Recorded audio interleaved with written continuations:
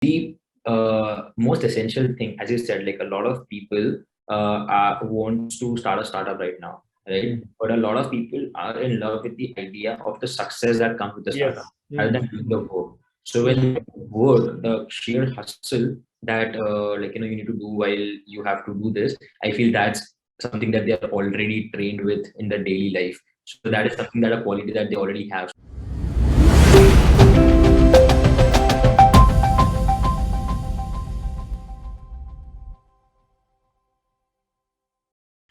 So welcome you all to Vision Board. And today we are having a very interesting speaker who in a very young age, creating a wave in the startup space, founder of Craftezy, and which is a fully managed B2B marketplace for Indian handicraft products. So welcome Meet to Vision Board. Thank you so much for your intro. I'm really glad to be here, and thanks for having me. So, my first question is that it's always very encouraging to see such a young Indians starting their entrepreneurial journey and make it a big and this the business ecosystem. Yeah, so I really feel that there were a couple of factors that I really wanted to start something on my own. First, I've always seen my father or my uncles to be running a family business, and they've been doing that for the past 25 years. So that has always been like in my blood in a way that I want to do something of my own as well. Specifically, why I chose Craftezy, where it began was during my master's, when I was doing international business management from this university in London. We had a group project where we had to do something like we had to start a business for a week, and we have to source products, and then we have to sell them in the market. So that was like the initial journey where we started understanding how we'll start on looking out for new or better products. And during our research, there were a couple of products that we were really interested in, and funnily enough, handicrafts were one of them. Was one of them. So unfortunately, at the time, we couldn't go ahead with it because there were some logistical challenges, and the time frames weren't possible that time. So we had to go with something else. But just curious, I was curious enough to understand the handicraft market of how it is in the UK itself, and that is where I just started sort of researching about it. And there were really some interesting facts that I came across, and that was that like the initial phase. And then I got into my dissertation where I had to provide a thesis into some particular aspect. And post that, I still had this bug in my head that I wanted to just research more. So when I came back after my master's, I started researching more. I started talking with a lot of people apart from researching, and that is where I got really curious about the industry more. And after probably a couple of months, I really felt there's something that we can do business wise, because it was a lot of things that was happening at that time. Yeah. I had come back from my master's. I had to plan what I wanted to do, and plus this was still like in my head. So sort of everything fell into place somehow, and I decided that I want to go ahead with this. Now decided, yes, I want to do, but there's something that I have to explain my dad as well, what I'm doing and why I feel that this is big enough, or what's the process and everything. So that happened. It was a very interesting journey, honestly. Like I feel like the timing was sort of on my side that time because a lot of things were going on. Be it something some other time, I think so I would have taken a bit more time to get into it. But just because of the timing, I feel like I got really quickly into it. So when first time you share your thought with your parents and fathers, how he reacted initially? Yeah. I honestly wasn't it wasn't something like they were against it, but they wanted to check. I think so that was my test of how much I've sort of looked into it, because the first time when I went to him with this, I just had an idea that I want to do this, but I did not have proper business aspects that generally you require. So they sort of grilled me like an investor would, not like an investor, but a mentor. So they were always open for me to do something of my own if they feel like I'm dedicated enough and I have done proper research and there's some feasibility about the idea as well. So they were always open to the idea, but they wanted me to be thorough enough before I start. Yeah. So I'm sure you must have some kind of I would say that some testing before you launch the Craftezy. Can you share some more thoughts that, that? So the initial validation and testing was very funny because, I used to talk to these suppliers and a few importers, and I always used to talk to them as a student doing a project. Yeah. So when I just heard, and I was just asking them questions and then asking them what were the difficulties, and they would answer me back with something like, these are the difficulties, or these are some things that we do to tackle those things and how it can be more efficient. And whenever at the end of the conversation, and this is like 150, 170 phone calls I'm talking about, and meetings over the span of 1.5, 2 months. And at the end of every phone call, I used to say that, whatever you're saying, the difficulties you're you're having or you're facing currently, I think so. I heard about some concept that is being launched, that is going to launch very soon, which will tackle these things. So I'll just share across a few details if you're interested, that you can just check it out. And that is how I got the initial validation. I was just telling them about Craftezy, which was still a very concept, on a very conceptual level. But I used to just tell them that if there's something like this, would you be willing to use it? So that was the initial validation I had. Interesting. Yeah, because it's very because the thing is that one more important of that aspect of most of the budding entrepreneur, the one is that idea. Second thing is that every day you can come up with an idea, but whether this idea is executionable, whether this idea is going to generate business, or most importantly whether it's addressing a certain solving any issues faced by your customer. So those are the few stuff that we also feel is very, very important before you launch any company or product, and so on and so forth. Now, that you are into business that where you are dealing with artisans or segment, which may not be very, very technology savvy, and also they're spread across tier 2, tier 3 cities. So how you tackled that aspect that it's something that we definitely tackled till date as well. But now that we have understood how these people respond to certain things, what would be some things that will make them more interested. That's a combination of that. But initially, there were two things. One was definitely COVID helped in a way because a lot of things moved digital. So that was the initial push, I'd say. And the second was that's why the initial, when I say that we manage end-to-end processes for them, and that is the kind of idea, because an artist can be an artist. You can't put them to different hats until unless if they want to truly just focus on creating more unique products, they have to focus a lot of time on that. So that's why we let them stay let them stay like an artist, and rest on the business side of the things, we take care of all those things. So essentially what we're doing is we're just helping them understand that you just have to focus on creating these products, rest everything will take care of. So that was again an initial push for them, that if I don't have to put, as an artist, I don't have to put additional efforts in understanding or learning more things, I'd be more willing to use something like this.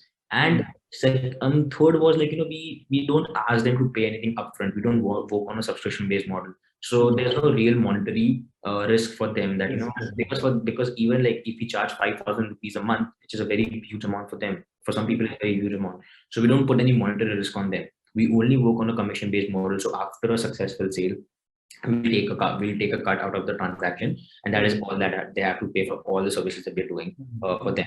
So one would be definitely COVID, just the push of digital side of the things. Second would be just managing these processes, so not adding any operational burden on them. And third would be no real upfront monetary risk that they have. But one more aspect, made that in from your, discussion, I can figure it out that you guys are basically establishing yourself as a helping hand, business helping hand for all those artisans, because they are the creative guys. They don't know much about the business. So I believe that would also build some kind of emotional connect with the brand. That okay, I focus on my core stuff, and someone else is there who's going to support my business, because this segment is quite tricky. It's not like they're they're sitting in a shop or kirana store, and not at all. So their behavior, I'm sure, that will be different. So I believe that's also I'm sure worked in your favor to get so many people, artisans in your platform. So now so you are calling it a B2B, right? So So the artisans, they are basically you source product from them, but who are buying it? The stores and the shops. Who buy those products? So if you talk about the buyer segmentation, it generally comprises a lot of wide areas, because let's say if I talk about a product like organic candles, for example, because that also falls under this category. Then there are so many big hotel chains, there are so many specialty stores, there are so many restaurants who are can buy these for just creating ambience around their existing space. Then if you get into home decor category, then there might be interior designers who can tie up with. There again might be like home furnishing and home decor shops. So if I just generalize entire thing, it would be like, small, medium wholesalers, retailers, then there are resellers, then there are online resellers as well. Then all these specialty segments, like as I said, hotels, restaurants, or specialty stores or boutique stores. So these are like, 6-7 major segmentations that they fall under. And you basically market to them, take the traffic to this page, and from there you drive your customer and acquisition. So currently you are driving business to only India, or you are going outside India as well? So that's the part, like, our entire focus is about creating a platform, or you can call a portal for both Indian suppliers and global buyers to sort of connect in a much better way within this industry. We are not like general marketplace. We are targeting every product category. We are only targeting this particular product category, but we want to open up a portal where global buyers can come. So our focus is only that, not only that, but our major focus is that. But yes, we have also done a few orders within the Indian market, domestic market, because it's still the initial days where we're building our business out. So we have to sort of cater to everyone who's coming right now. So we have done Indian as well, but that will be probably 20-30% of our total GMV, and the rest we have exported to five countries already, and then there are seven again in pipeline. Very interesting. Very interesting. So now, I mean, coming back to few of my discussion towards the entrepreneurship. So right now you can see that especially in India, so everyone want to be the startup founder, right? Either the people, they're living corporate jobs, like myself, I left corporate jobs, started this farm. Similarly, there are young guys like you, that they're not going to the job, they're from the education directly, they're starting their their own setup, own business. Do you see the similar trend in the rural areas as well, or it's only I will say stuck in metro and tier 1 phenomena? If you put it like side by side comparison as such, and definitely this side, the metro and tier 1 cities have this in compared to the rural areas or tier 2, tier 3 cities as well. But I feel that it's still something that might take a bit of time, but at least I've seen a lot of people that who are coming out of these cities, and they're also in fact migrating to bigger cities to get better opportunities and better network. So I definitely see the trend increasing on that side. But at this current stage, I feel given the kind of resources that comes within the city, I feel it's a bit more on the tier 1 and metro cities as general. But I feel that that trend is, I can see the trend, like people are coming. And the most essential thing, as you said, like a lot of people want to start a startup right now, right? But a lot of people are in love with the idea of the success that comes with the startup, rather than doing the work. So when work, the sheer hustle that you need to do while you have to do this, I feel that's something that they are already trained with in the daily life. So that is something, that a quality that they already have. So if it comes to competition, I feel there's a really good chance that they can beat us. Exactly. And also, that made that as you're running this, from so what kind of, I will say, culture that you want to build in your organizations, especially your employees?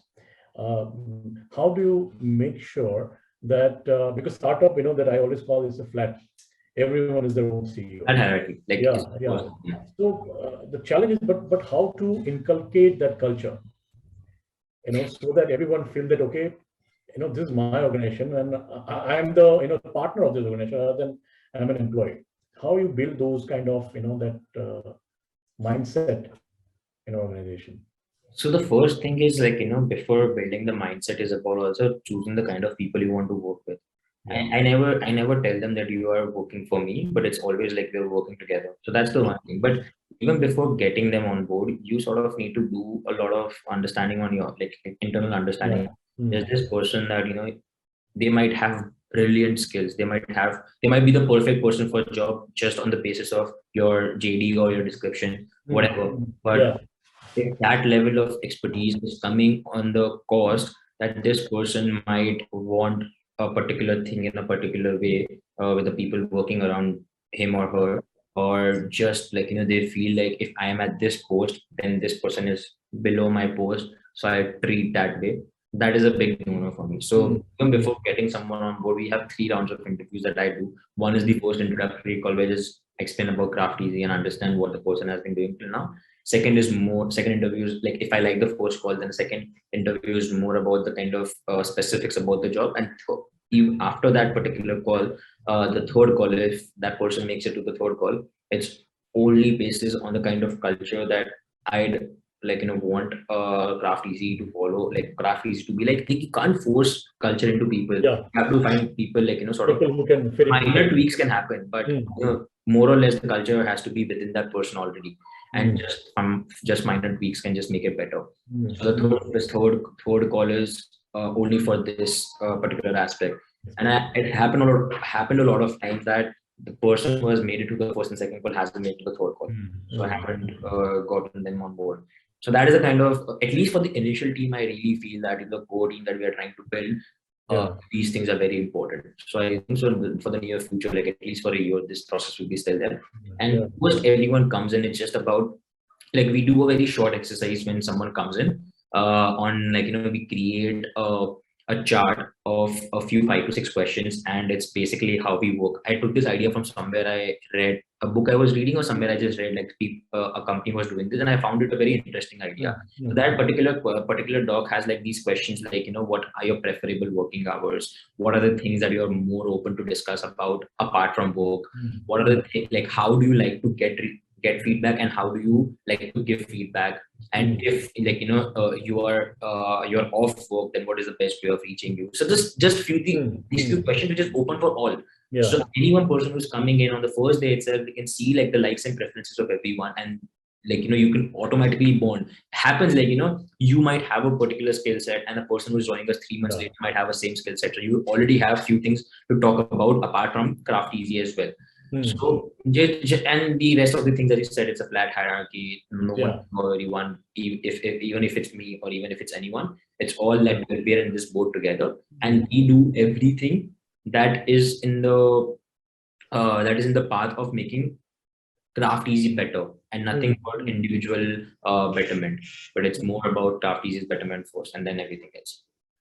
Yeah, it's interesting because I think that is the whenever we talk to any of the entrepreneurs, startup entrepreneurs, this is the first thing they say that startup success is completely depend on the team that who come along with you rather than the founder, because founder is a certain capability, but one should hire the team members who thinks better than founder, or do something which founder they can't manage. It's very important stuff. So any 3 biggest lessons that you have learned throughout your journey so far? There might be 300, but it's just about three. Yes. I guess the first would definitely be that like in the initial days, I have always been this person who wants everything to be planned out, and I realized that it's the worst thing you can have while you're running a startup. So less time ideating, more time implementing. That is one, definitely. Second, as you correctly said, like, you should be open enough, because sometimes what happens, it's a very thin line. You don't understand that where it is self-preservance and where it's like, going towards your ego. Because when you see someone like you're hiring doing something better than you as a founder, it's very intimidating in a way. So I always look for intimidating people, like, who are doing things better than me, who have better experience at like, doing what we do. And I want to work with such people, and that will only learn me how to grow, nothing apart from that. So second is like always get people who you're confident working with, definitely, but always also helps you grow in certain areas that you are still lacking. Third would be yeah. So if you're, it's a very again, I was watching some interview, I guess a couple of months back, and they said that if your purpose is to earn money, then probably a startup is not good enough for you. A business is good for you, but startup is not good for you. You need to have some purpose in order to go every day, even if something has happened the other day and you were totally exhausted. And if your only purpose is to earn money, it's very difficult to come the next day. It's very true. Yeah. So if that purpose you have about doing something, it can be as small as just helping a few people out, or it can be as big as helping the entire country out in a way. But some purpose to go every day with the same passion that you started with the first. It's the last point is very so that relevant to a current context where there's so many people they're jumping into the startup board. But sometimes I feel they're also not very clear. They want to, is this the, that objective is just to earn money or to create an, I will say organization with a purpose or brand with a purpose.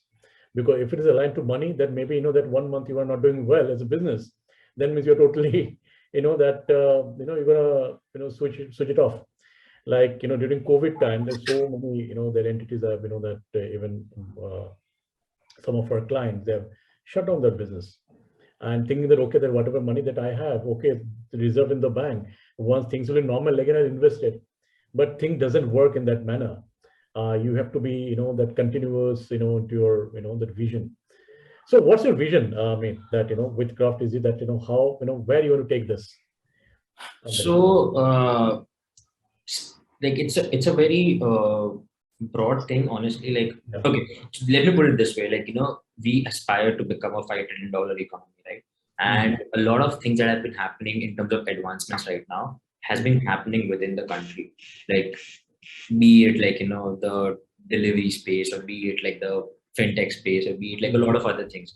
A lot of things have been happening in the country, which is really great. But if you actually want to become that superpower, you have to get foreign wealth or foreign money into your country for trade, not for investment, which is already happening, but for trade as well.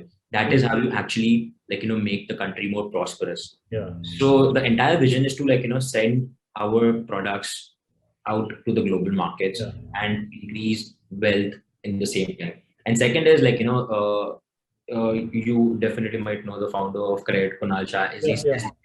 He says like only 6% of urban population, like women population, is into the workforce, and you can't expect a country to become a superpower if only one gender is working.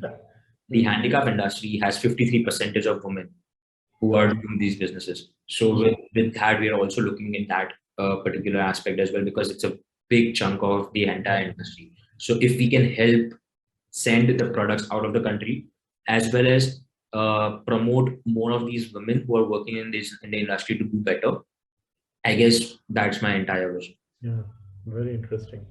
So Med, I'm sure that while running any business or startup, founder, they go through lots of their emotional journey. Sometimes maybe despite giving 200%, that we generally sometimes we don't see the result coming in. But in few cases that you don't expect and you get the response. So how you manage that stress, which that we can see, I can see there's so many articles that where even today I was just reading one article where they're saying that Indian entrepreneurs are going through huge mental stress because see it sounds very nice that you got the funding, but along with the funding there's a huge mental stress that coming in. There are lots of cases that the founders of startup entrepreneurs, they're going through FOMO, that okay, every time they want to be that on the limelight. So generally, what do you suggest to the young, especially young ones, that how to manage the stress when you are into business or you're into the entrepreneurial journey? The first thing would be ready for it, because it's going to happen no matter what you do. Yes. That is the first thing. And second thing, as I said, like, people are in love with the idea of success that comes along with the startups, but not with the kind of roadmap. Okay, let me put it this way. So if I tell someone right now, a lot of people are getting into the startup ecosystem, and then they realize that it's so much of stress, and it's so difficult to reach to a certain level, and probably 10%, 20%, I'm quoting a higher percentage, only makes through that particular phase. So first, like, if I were to tell anyone right now that this is a game, right? Startup is a game after all. So if I was to tell anyone right now that after a point, like probably 5, 6 years down the line, you will reach at this level, probably let's say $100 million valuation, $200 million valuation. It sounds good, right? You will definitely get into it. But then if I tell them that during this 5, 6 years, this is the journey you'll go through. Okay. Then at least I can be very sure that probably 50, 60% of the people, they still love the idea. They start because they know that they'll reach there. But probably after a year, 1.5 years, they'll be like, it's okay, I can't do this. So first, it's just about the mental, notion that you have to be ready for the stress, and it's gonna come because be it like the smallest of decisions, like to selecting a company's name, getting it registered, everything, to making the biggest decisions which can make or break a startup. It's gonna be on your head, and whatever happens in the initial days, and even after you become successful, it at least for me, I always consider it my fault if something's going wrong. So that level of ownership you have to take, and you have to be ready with all the kind of allegations or kind of good things that people will say about you. Everything is going to be for you, good and bad. So I guess particularly for me, I was always ready for this because I knew that it's not only bus startup chalu kar liya, you get the idea, you look for investors, you get funding, valuation ho gaya, etc., etc. There's a lot of things that will go. There are a lot of blanks that not everyone shows because media companies, every articles, they show the good things. They don't show the dark side. So I guess you should always be ready about it because it's gonna come no matter what. You're right that everyone is talking about the success stories, and I think there is to separate that conversation, how to reach that level. What's the that I will say in the backdrop, what happens to the founder, what are the journey they go through. There's so much of perseverance, those are required. So there has to be discussion around those areas, because that will give a that real picture to our new generation entrepreneurs who are planning to do something interesting in this space. So Craftezy you've been running from how many years now? Craftezy has we'll reach our 1 year anniversary in the next month actually, and the idea was probably 6 months before that. So in total, if you just consider when I started, it's close to 1.5 years. 1.5 years. Yeah, but operational, it's almost a year now. Operational almost a year. So now, it's operating for 1 year. That so again, that an entrepreneur who just started, and how that what do you suggest them that to plan their outreach program or customer acquisition, because in most of the cases that entrepreneurs, they don't have so much of fund when there's a bootstrap. But there's a huge pressure that that if you create any platform, any product, you also have to acquire customer to drive the same. So what are the key that levers or buckets that you feel that can help the young entrepreneur or businessman to start that customer acquisition journey?